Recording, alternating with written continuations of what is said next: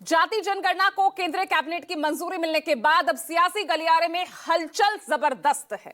कांग्रेस कह रही है कि बीजेपी राहुल गांधी की जिद के आगे मजबूर हो गई, तो वहीं सवाल भी दाग दिया कि क्या जाति जनगणना का फैसला सिर्फ हेडलाइन बनाने के लिए था या फिर सरकार इसकी डेडलाइन भी बताएगी।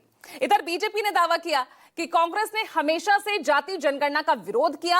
अब जब इंडिया गठबंधन के नेता इस पर खोखली राजनीति कर रहे थे तो सरकार ने वो मुद्दा भी उनसे छीन लिया। ऐसे में सवाल यह कि जातीय जनगणना कब, टाइमलाइन पर बहस अब। आज इस मुद्दे पर हम चर्चा करेंगे, साथ ही बात होगी जाति की गिनती होनी तय, चुनाव में किसे हुआ भय। तो चलिए शो की शुरुआत करते हैं, लेकिन जातिगत जनगणना के फैसले के बाद जो सियासी घमासान इस वक्त देखने को मिल रहा है, सबसे पहले वो सुनिए।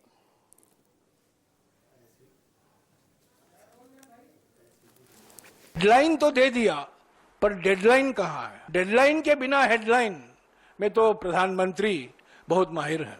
उन्होंने कह दिया जाति शामिल होगा, और राहुल जी ने कल सवाल उठाया, आप एक रोड मैप देश के सामने रखिए।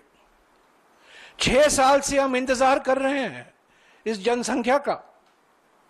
आप ही ने 24 दिसंबर 2019 को निर्णय लिया था, तब तो जाति का कोई जिक्र नहीं था। लगातार लालू जी संघर्ष करते रहे, सदन हो, सड़क हो, हमेशा से इस बात को उठाते रहे।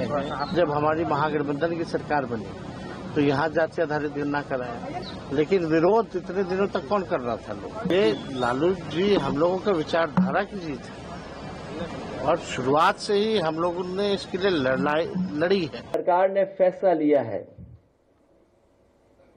हमें खुशी है इस बात की कि सामाजिक न्याय के राज की स्थापना के लिए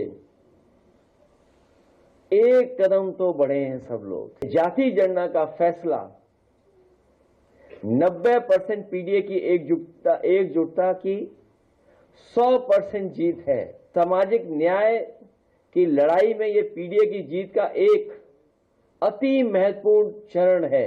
कांग्रेस पार्टी सदैव देश की वंचित वर्ग, देश की आदिवासी, देश की दलित, देश की पिछड़ों के खिलाफ रही है। लंबे समय तक वो सत्ता में रहे, राज्यों में सत्ता में रहे। वो कहते हैं कि हमने कुछ राज्यों में सर्वेक्षण किया, जिनको भूलकर जानकारी नहीं है सेंसस क्या होता है, सर्वे क्या होता है। 2010 में उन्होंने निर्णय किया कि एक मंत्री समूह बनेगी और जातिगत जनगणना को 2011 की जनगणना में पार्ट किया जाएगा। क्यों पीछे हट गए? तो चलिए, आज जो पैनल हमारे साथ मौजूद है चर्चा के लिए